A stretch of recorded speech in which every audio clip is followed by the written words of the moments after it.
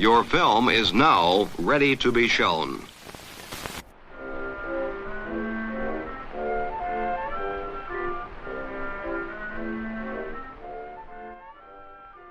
Good morning. I'm Justin Hendricks, editor of Tech Policy Press, a nonprofit media and community venture intended to provoke new ideas, debate, and discussion at the intersection of technology and democracy. In his review of Malcolm Harris's new book, Palo Alto, A History of California, Capitalism, and the World, the author Jonathan Lethem wrote that he first met Harris in 2011 in Manhattan's Zuccotti Park during Occupy Wall Street. He tracks Harris's trajectory after Occupy, during which time Harris became a journalist writing for outlets such as The New Inquiry, Jacobin, The Nation, and The New Republic. Lethem says Harris became a sort of generational spokesperson with his 2017 book, Kids These Days, Human Capital and the Making of Millennials, which was then followed in 2020 with a collection of essays that Lethem says positioned Harris as, quote, a theorist of a robust, non-sectarian 21st century Marxism. His book on Palo Alto looks at the project of Silicon Valley through that lens.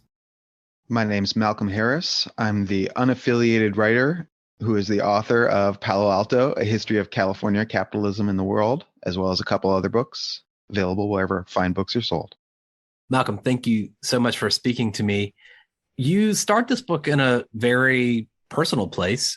You talk a little bit about your childhood, about the experience that you had living there in Palo Alto, and about the tragedy that befell some of your classmates and other young people in your community.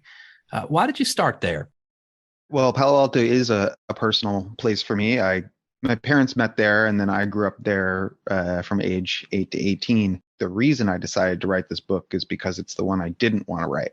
I was talking with a friend of mine and thinking about what book I was going to pitch for my third project. And I said, the one thing I really don't want to write about is Palo Alto and the suicides. Because when I grew up in Palo Alto, we had an exceptionally high youth suicide rate that has continued into the present. And that was sort of a defining phenomenon of my childhood.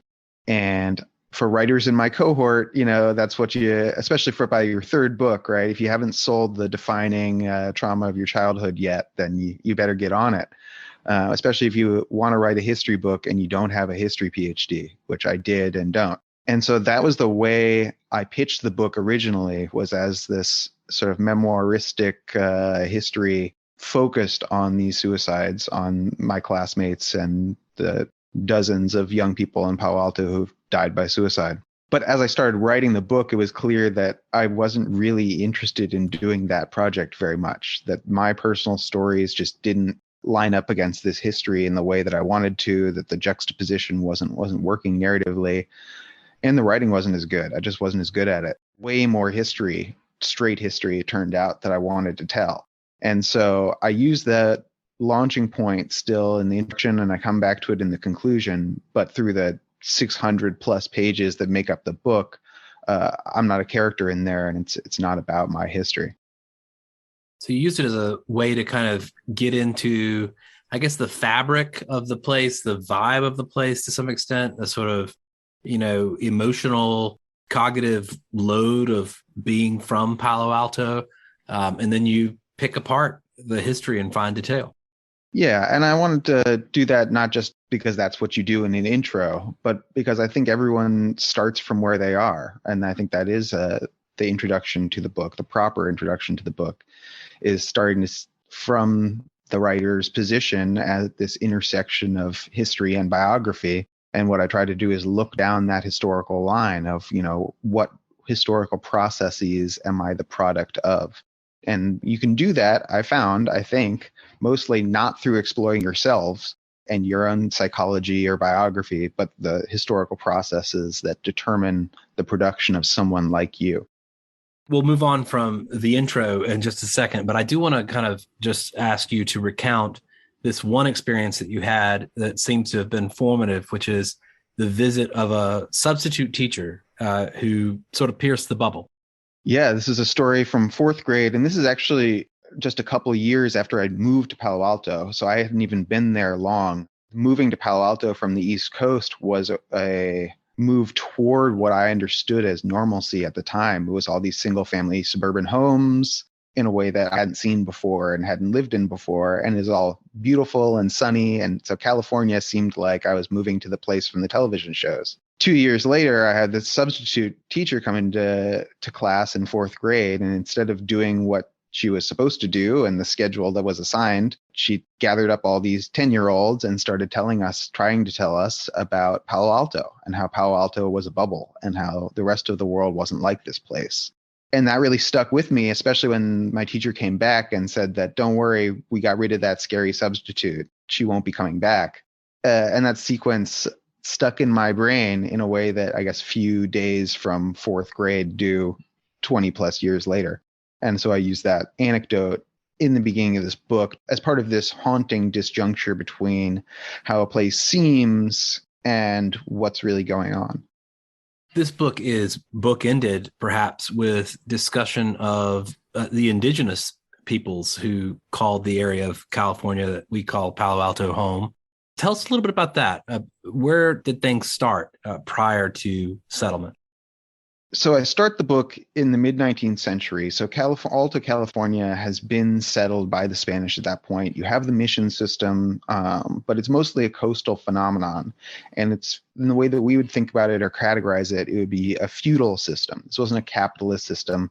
It wasn't able to absorb the labor of the native population in the way that we'll see other systems be able to do in the future. But where I start my story is the colonization of Alta California by the Anglo-Americans in the second half of the 19th century through the 20th century into the 21st century as this continual period of settlement and occupation. And so you have a population at that point still of tens of thousands of native people in California. They're the largest population in the area. As part of this settlement of the area, which takes place during the 1850s, early 1860s. You also have some of the worst colonial massacres of American history going on during this period in California. And you have settlers joining militias, what they called militias, but were really murder squads, going out and clearing Indians from land and being rewarded for that service with land and with money provided by the state government that is then backed by the federal government. And so you have the synthesis of grassroots murder militias, a bunch of guys getting out and lynching their way to prosperity with the U.S. federal government. And it's that synthesis the Anglo-American colonization of Alta California comes out of. There are a bunch of different themes that come in and come out and come back throughout this book. One of them is the sort of prosecution of whiteness in California, whiteness as a kind of ordering concept. And it starts there, I suppose, with exactly the types of events that you just described. But, you kind of come back to that in many different ways and hit it at different points along the history.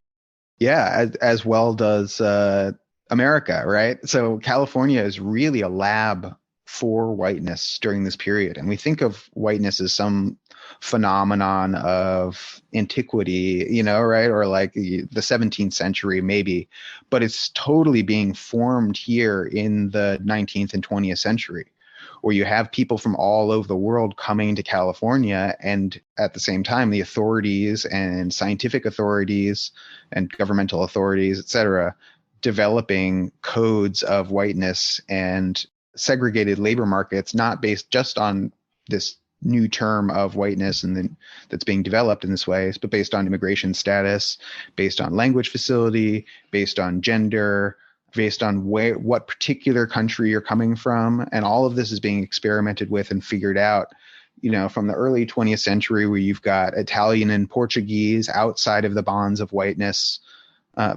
whiteness, to the early agricultural cartels of the 20th century that brings Southern Europeans into whiteness along with Russians, Armenians, Syrians, and excludes Japanese, Chinese, East Indian. And there's a legal history as well as an economic history here, where you've got Supreme Court cases determining, is a person from northwestern East India an Aryan person? Does that make them a white person? Supreme Court says no. Is a Japanese person white because eugenicists had certain ideas about the whiteness of Japanese within East Asia? Supreme Court says no. Is a Syrian person white because they don't fit into any of the neat racial categorizations thus far, and economically they're playing the same role as other white people? Yes. So these are decisions that are being made in California during this period. Along the way as well, I guess one of the other kind of recurring characters or recurring themes is the role of Stanford, which you do set out in its kind of earliest form as being very interested in, eugenics, in the creation of, of best in class versions of the species, being very interested in that science, bionomics, obsession with race and IQ, trying to pump out the best. Can you talk a little bit about the Stanford family and the genesis of the university and what that political project was about? Yeah, so Palo Alto starts as the outlet for the ruling class. It finds itself in the midst of self-induced class tensions of the 1870s. So Leland Stanford is the oligarch of the West. His job is to stand in front of railroad capital and play the role of railroad baron. He really didn't do much other than that. He was kind of a front man, but he did that role pretty good. And as a result, he's credited sort of personally at the time with bringing in Chinese workers to complete the railroad, which upsets the racial and labor dynamics of the West at that point. And so the Working Man's Party, which is an anti-Chinese, pro-white labor affiliate of the International at that point in the 1870s, is demonstrating outside Leland Stanford's house in San Francisco all the time.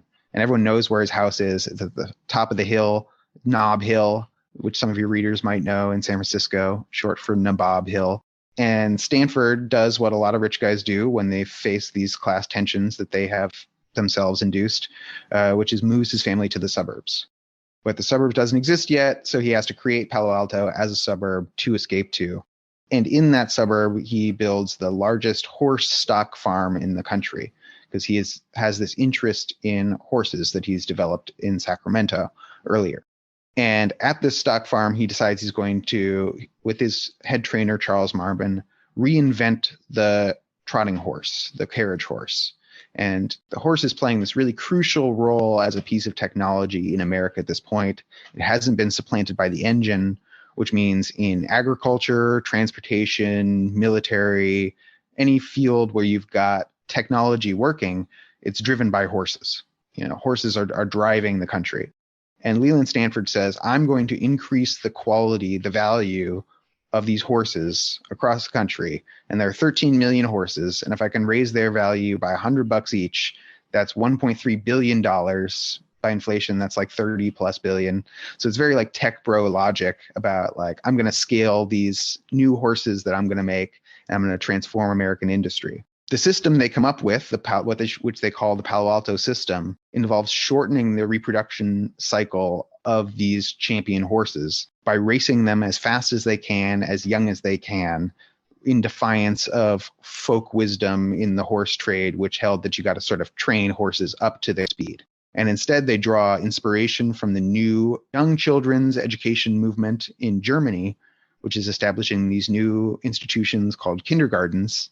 And they decide they're going to create the first kindergarten west of the Rockies, but it's going to be for horses. And they build a kindergarten track to train these young horses to go faster than young horses have ever been trained to go. And they succeed in doing this, and they create some of the fastest young horses in the world. Though horses are quickly supplanted by engines as the engines of America, the intangibles of that production process, that Palo Alto system, weed themselves into the DNA of Stanford as it becomes a university. And Stanford's first president is this guy, David Starr Jordan, who's brought in from Indiana University. None of the Ivy League presidents would take this job for this, California rich guy who wants to start his new school. They're not going to like abandon their job at Harvard or Columbia to go work at Elon Musk's new university or whatever, which is basically what this was. So they get this guy from Indiana University who is David Starr Jordan, who's a leading eugenicist in the world. And so his interest doesn't just gel with the horses and the hippology project that's going on at the Stanford Stock Farm, though he is himself an ichthyologist by training, he studies fishes. But he takes it further with this eugenic agenda that Stanford didn't quite really like have to that degree, and he didn't have the scientific chops to develop. He was just interested in these horses.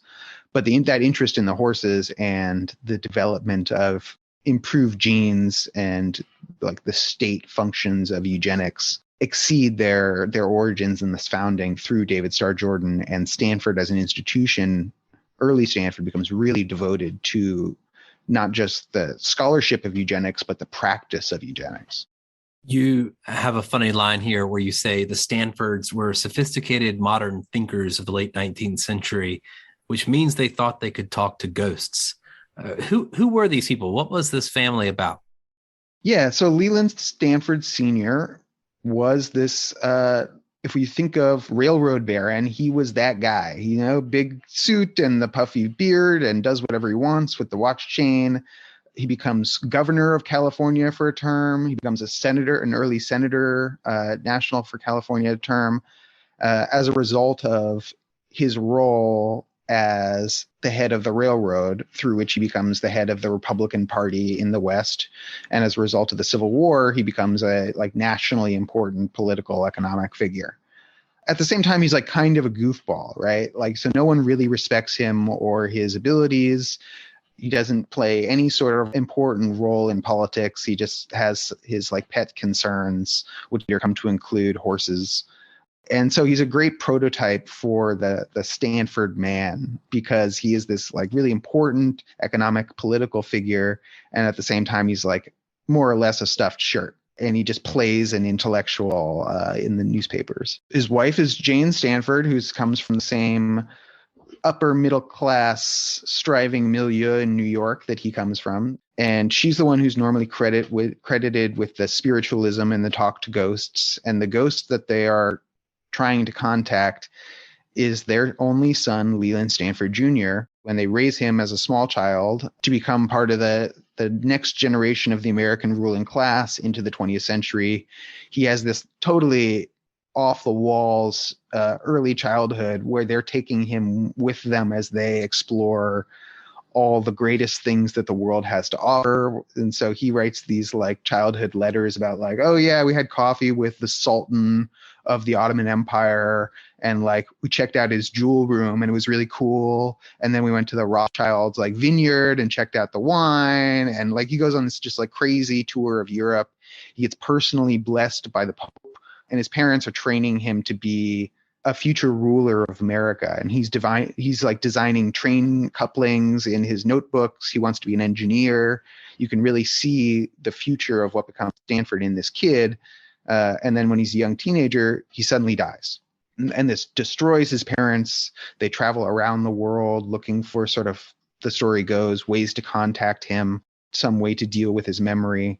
And they come back and decide that they're going to build a university, and that this university will educate what they call the children of California. What they mean is the settlers of California. They'll spread the privileges that they were going to bestow on their single son onto the settler class of the West. And that's where Stanford University becomes. And they've got a different agenda for what that is going to be. Leland has a different particular agenda, and then Jane has a particular agenda. But it's really David Starr Jordan's agenda that wins out. And he may or may not have murdered Jane Lathrop Stanford to get that agenda instantiated. That's sort of the true crime element of the story, an element of the book. So if readers are into that, they should definitely check it out, because it does have some true crime stuff in there.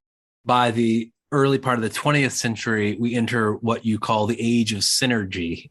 So there are a lot of inventions already coming out of this university, and in Palo Alto in particular. By the 1930s, we've got folks like William Hewlett, David Packard, apparently meeting on the football field there at Stanford.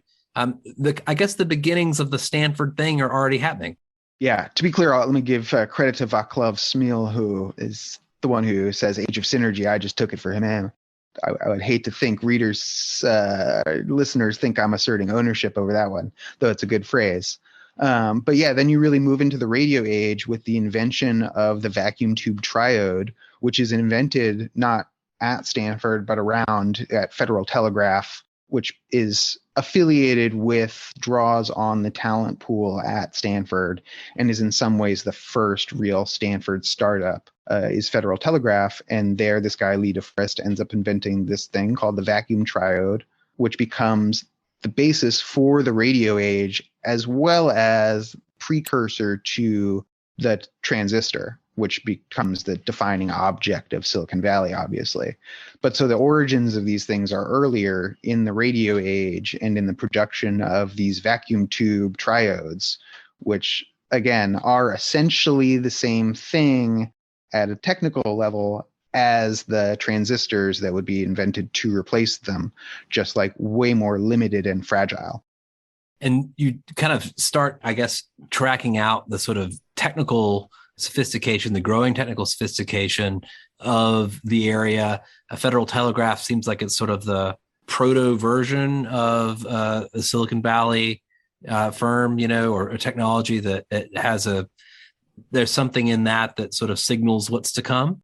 This relation to Stanford, where the Stanford faculty is collaborating with Federal Telegraph, where the Stanford leadership is backing and sometimes personally investing in Federal Telegraph and finding ways to find synergies between the company and the institution, especially because it's in this high technology area that the university found so important.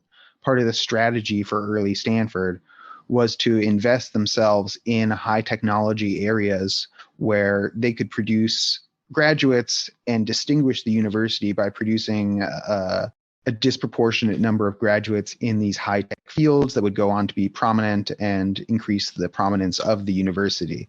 And so this was part of that project, and it was a very successful project. And we see it beginning in the interwar era, or even the pre-war era with the intelligence testing and such.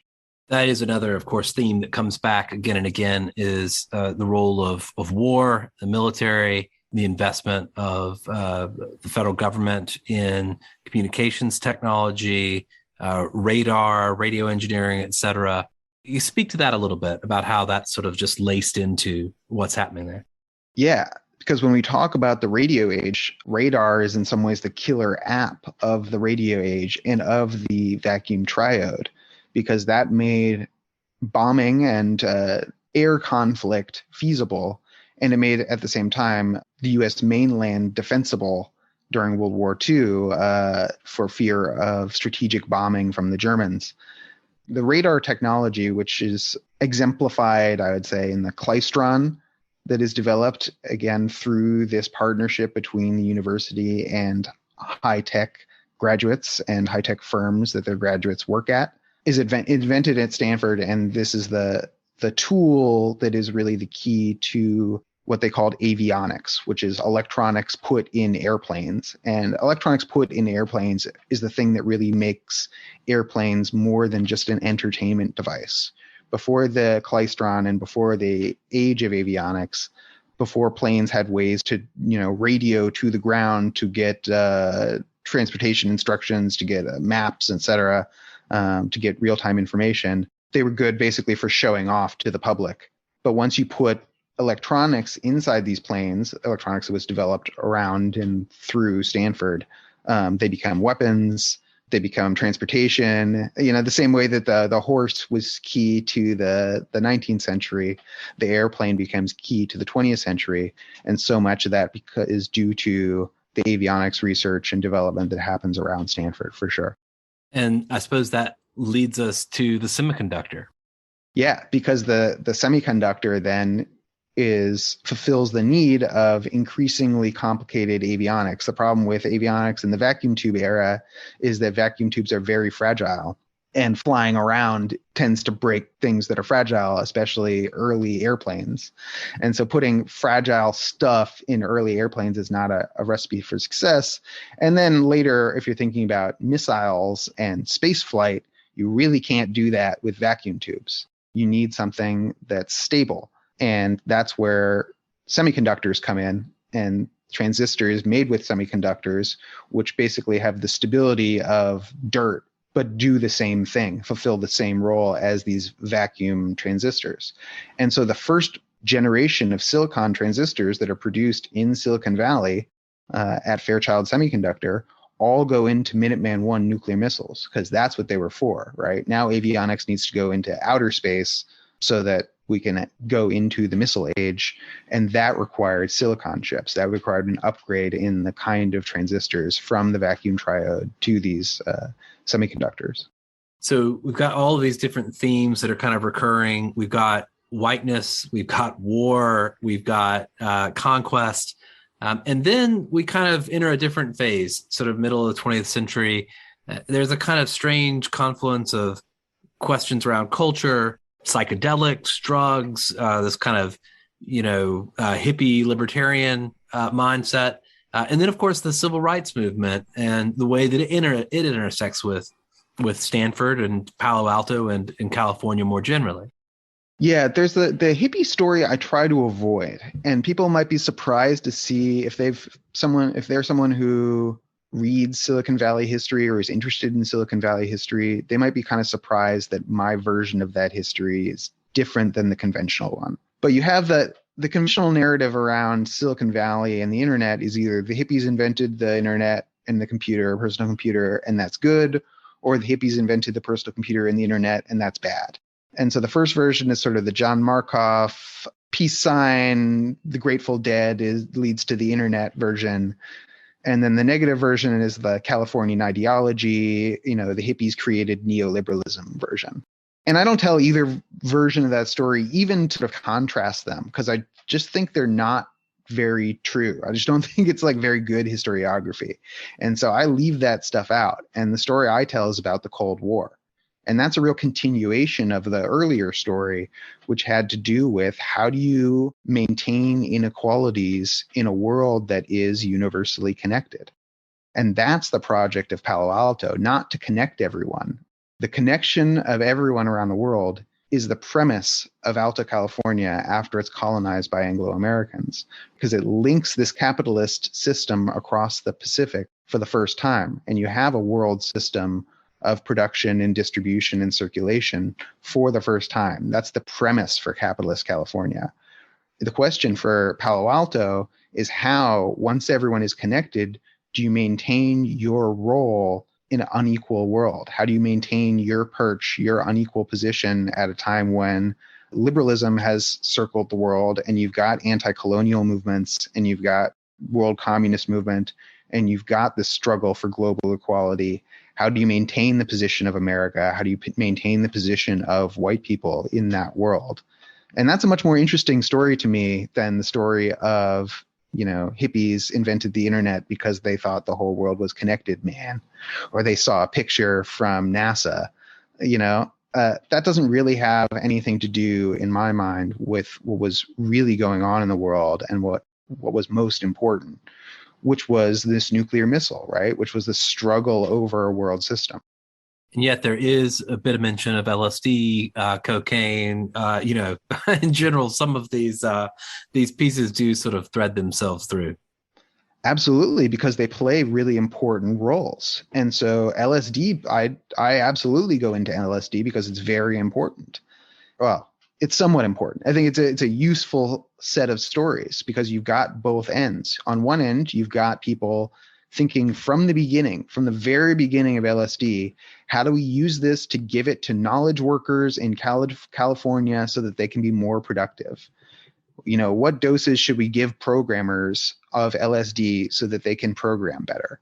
And that's this idea of microdosing is sort of thought of as a contemporary idea that someone came up with, in the 21st century. But the same guy, Willis Harman, who invents it at the very beginning. This is from Palo Alto, and it's the idea of we're going to give it to workers to augment their work is there from the very beginning. At the same time, in the same place, you have studies going on at the Veterans Hospital on Stanford campus about what happens if we give people LSD. Can we interrogate them better? Is it a good tool of torture, basically? And so you see LSD being used on both sides of this Cold War, which is, if you're a knowledge producing coder, and they're trying to upgrade your skills, what they're most interested in the ability to produce is weapons, right? They're interested in your role as a coder, as a tool of American empire. And on the other end, they're looking at how it can be used as a weapon directly against enemy personnel. So again, LSD, even when you look directly at LSD, all I can see is this Cold War, is this global struggle. And it's a hot war, right? We've got these experiments going on also at US military bases around the world. And we don't know nearly as much about those experiments as we do about the ones that were conducted on US soil at US educational institutions under this name MK Ultra. But we have reason to believe they were worse, right? These are happening on U.S. military bases under very little supervision. So again, this is all part of the same narrative. So still this focus on productivity, extracting the most out of the best, and of producing a sort of, I suppose, hypercharged result, increasing productivity at all costs. And we can see that connection to the eugenic plan at the beginning of Stanford, at the roots of Stanford, which David Starr Jordan's real concern about war. David Starr Jordan, who's the first president of Stanford University, recall, and this big eugenicist, is really worried about war in the age of gunpowder, that you're going to be sending the bravest boys out to the front and they're just going to get killed first in the trenches. The bravest guys are going to stand up first and get mowed down by a machine gun. He has this great phrase where he says, in this age of gunpowder, the clown can shoot down the hero. And so as a eugenicist, he's an anti-war guy because he's really worried that in these wars, the best Anglo-American men are going to get taken out. But with the realization that the Germans were that they were drawing different conclusions from the same eugenic ideas, specifically that they were going to conquer the world militarily, they had to come up with some way to fight wars fight and win wars without risking your genes, without risking death. And the way they came up with it was science and technology, right? And fighting wars from afar. And that starts with avionics, that starts with planes. Well, it starts with IQ tests. It starts with figuring out who's smart and removing them from the front lines. Then it goes to avionics. We got to give those guys the tools to fly planes or build planes that can drop bombs from far away. And then it moves to missiles and to the transistors and to this nuclear missile that says, look, we don't even have to fight these wars. We're going to cock a gun and put it to the world's head and say, if anything happens to us, everyone dies. And the tool of the engineer, the Stanford engineer, is involved deeply in all of these strategies, all of these tactics over time. But it's the same question of how do you preserve your role, your unequal position in an equalizing world. So you take us right up to, I suppose, the more recent times. There are all these characters that come on the stage, from Steve Jobs to Bill Gates to Mark Zuckerberg and beyond. And I suppose, the listener can go and pick up the book and go through the more recent history, which may be more familiar to them than the earlier history that you've discussed so far. But I want to spend a little bit of time talking about where we've got to and the role that you think now, having looked back at Silicon Valley, Palo Alto, Stanford, its role in technology and developing this sort of modern political economy, what it says to you about its role in defining the future. I have this kind of thesis that these days there really aren't that many kind of mega narratives about where the future is headed. And there's, arguably maybe China has a mega narrative about where the future is headed, which is, of course, very much based on technological ideas and ideas about the way that we can build a better society. And then there's sort of the Silicon Valley version of it, which to some extent has been accepted and perpetuated by a large part of the Western world. Do you think that's right? Is Silicon Valley sort of in charge of the future de facto? Well, I don't think we can it's hard to even split the Chinese system and the American system. In some ways, I think you can. I think that it's worth understanding the distinct political economic system that China has developed, that the People's Republic has developed. at the same time, we're looking at still 150 years later, 150 plus years later, an integrated world system, right? That was some of the graffiti during the uprisings in Hong Kong was China and the US, two countries, one system, which is a joke, of course, about Hong Kong and China. But I think it's a good one, and I think it's revealing. And you can't talk about California, Alta California in this period without talking about China from the very beginning, like not like more recently, not the 21st century, like 19th century. Those systems are totally intertwined. That's like the whole history. And part of my goal was to tell California's history in a global context where China's development and the history of China is at least as important to the history of California as the history of New York is. So with that said, I do think there are different narratives about the future. And I say Silicon Valley and part of Palo Alto's job in the 20th century and now in the 21st century is offering a vision of the future where inequalities persist, where this commitment to natural hierarchy keeps finding new way to reassert itself. And that is lined up with the perpetuation of the capitalist mode of production, which only can encounter limits as things to step over or find ways around, right? Which can never address limits as an actual limit. And we see that now as like limits of the biosphere are, existential limits of the biosphere are being treated like obstacles to get around. That like, oh, that just means we need to colonize Mars. And that's the kind of thinking and futurism that we get out of Silicon Valley. But we can go back to the very beginning of this project to the mid-19th century and see that logic playing out with hydraulic mining in Alta California, where they experience the destruction of the land under them. Leland Stanford, the first place where Leland Stanford gets his start as a politician is this small mining town. And soon after he leaves, the town itself slides down the mountain because the hydraulic miners have so destroyed the foundation, the earthen foundation of the town itself is destroyed. And so that's what this system does to its own foundations constantly. And when it hits these limits, the only way it can solve that problem is by displacing those contradictions somewhere else. And so if hydraulic mining stops here, hydraulic mining commences somewhere else. Or if hydraulic mining stops, then you find a new way of mining. And if mining can't find anything more to mine here, then we got to mine asteroids, right? And because it's an exhausting system. And so we have to find a narrative about a system that is not exhausting. That's our only way forward, right? Unless you have an idea of humanity that can successfully surpass the exhaustion of this planet, which I've seen no evidence for, then we have to be looking for a metabolism, a universal social metabolism that is not just non-exhausting at this point, but is restorative, because our systems, the systems that underlie reason, that underlie every calculation that's ever been made, are facing real peril, real existential peril.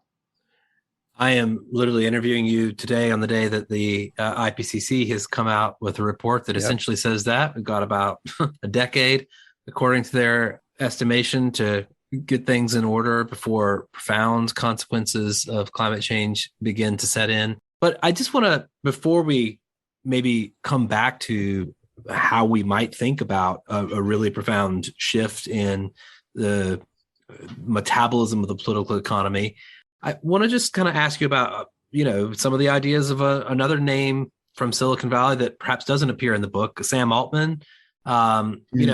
He's promising abundance, right? Artificial general intelligence will come along. This is the ultimate project of Silicon Valley, machines of loving grace that will eventually make much of human labor unnecessary, create a kind of economic abundance, perhaps a physical abundance that we've never experienced before, and maybe even solve the climate problem along the way if it's smart enough to figure out fusion faster than human scientists can do. Is that kind of the logical step that would come from this tale that you've told? Yeah, I mean, Sam Altman's a perfect example of the kind of figure that we've talked about, the Stanford type figure who stands for social forces that are much bigger than him and seems to embody them, but is really a reflection of them more than some guiding force. So like Sam Altman dropped out of Stanford as a sophomore to start a social media company that got crushed by Foursquare and has sort of been failing up ever since, right? He made his real reputation as an investor on Stripe, which is also, recently revealed that it hasn't made any money and now needs a bunch of infusion from investors. So this guy's got no sort of track record in terms of actual innovation or producing anything. And he comes back with this large language model software that the fundamentals of are very old and basically convinces the market and the public that he can spin gold out of straw, and now has to like keep a smile on his face while everyone talks about how it's the future of the economy. It sounds exactly like crypto to me. I don't think there's any more there than that, more or less. It's an entertainment product. And when I see a company like Coca-Cola being like, we're going to team up with OpenAI to do something, it sounds exactly like what we heard during the whole crypto boom in terms of companies going to go on the blockchain and use this technology for something, and it's not clear. It is not clear at all to me what this large language model software has to do with production, right? Even the jobs that they're saying that it will replace, it's not clear to me what any of those jobs have to do with production. So if you're automating bullshit jobs, if your technology is to automate bullshit jobs, what on earth are you doing? Like, what does this have to do with anything?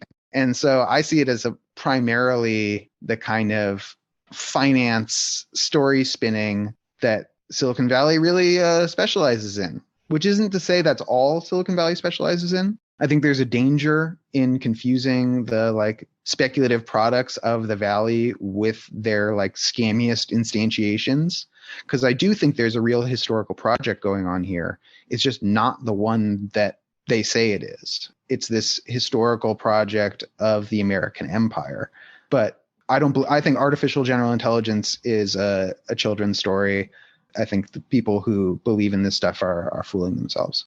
You, in the book, addressing some ideas, again, from indigenous peoples. And I suppose this relates back to your search for that different intellectual and or social political metabolism that might put us back on a sustainable path. Can you talk a little bit about that, how you arrived at that? Is that something that occurred in the writing of this book or something that's come more generally from your exploration of these ideas? Well, I think it's important to remember that this book was written in the shadow of indigenous land and water struggles around the country. So this book is written in the shadow of Standing Rock. This book is written in the shadow of a number of pipeline and territorial struggles throughout the continent. And so politically, I think that represents the cutting edge of where we are right now. And those are the people who are taking responsibility for the future in the way I don't see other political formations with any plan to do. And people putting themselves on the line, not exclusively. When I look for developed political formations in this territory in North America right now, that's what I see. And so that's the conclusion of this story isn't coincidental, I don't think. If I was a critic who was analyzing this text, I think I would draw attention to that this book is produced in the shadow of these struggles. At the same time, we're talking about a colonial history that is coextensive with this book, right? And so you still have territory in Alto California that's controlled by indigenous people at the beginning of this story. And it's a relatively short historical story. And so I want to separate out the California story a little bit and trouble the sort of universal story we have about colonization in this country that puts it way, way in the ancient past, at the beginning of people setting foot on this continent or whatever, instead of the 19th century, like very recent. And so I talk about waves of migration to California in the 1960s still as settlement, because that's really what it is. And thinking about it as a settler history. And there's ongoing struggles right now in California by indigenous people in California for recognition, for territory, for a number of different political goals. I can speak most thoroughly, I think, to the Muwekma Ohlone people, who are the ancestral title holders of much of the Bay Area, including the land that is Palo Alto. They're a politically organized group of people. It's not like I'm not referring to indigenous people as a race or in some general historical way. I'm talking about a politically organized tribe of 614 enrolled members who have ancestral tie to the area that has been confirmed with genetic testing. So all 614 of them have genetic ties to remains that were recovered from 2,000 years ago in the area. And this is a tribe that's now currently, I was with them 2 weeks ago on Capitol Hill, lobbying for the restoration of their federal recognition, which was mistakenly removed. And that's a forward-looking political project, right? They're looking to restore that recognition.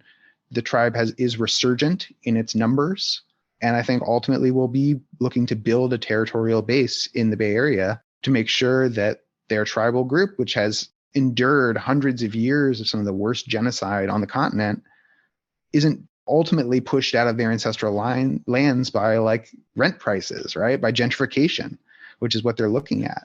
And so this is a current struggle. These are future struggles, future directed struggles, not just past opportunities for reparations or apology, future ways in terms of dealing with how do we sustain this territory? How do we sustain this land? How do we sustain this world? And which is ultimately what I'm concerned with in the face of a system that seems determined to destroy it very soon. You mentioned that to some extent you had started writing this with a thought to maybe a kind of personal evaluation or understanding your own, story or the genesis of your own person in Palo Alto or in that context. It sounds like you have arrived at a place. You are now an actor in this struggle. What do you think is next for you? What will be the next project that you'll invest in to take this forward? I'm proud to be involved in the recognition struggle for the Muwekma Ohlone. Absolutely. I'm going to continue to be involved in that struggle until recognition is achieved, with Chairwoman Charlene Nijme, who's leading that struggle now. So that's ongoing. I am proud to be part of that, and that definitely comes as an outcome of this project. So I like to think you're right there. At the same time, there's always more to do, more to learn in terms of my intellectual work. I think there's a lot of paths that emerge out of this book that I'll be walking further down. So I hope people pick it up and think about what comes next, and maybe tell me what I should be looking at, because it's a dialectical process too, right? It only ever exists in conversation with readers. So I'm going to need some help in whatever comes next.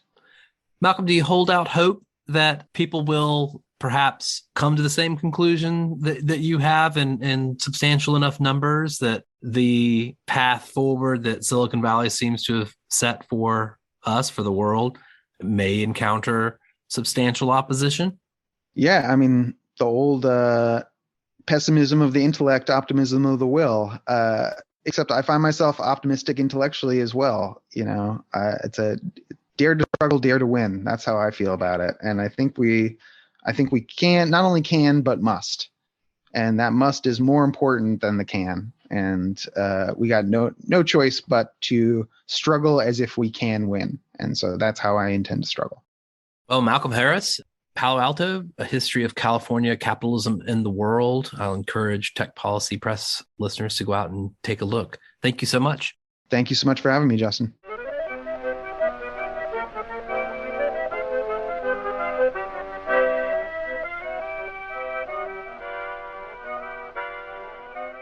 That's it for this episode. I hope you'll send your feedback. You can write to me at justin@techpolicy.press or find us on Twitter @techpolicypress. Thanks to my guest, thanks to my co-founder Brian Jones, and thank you for listening.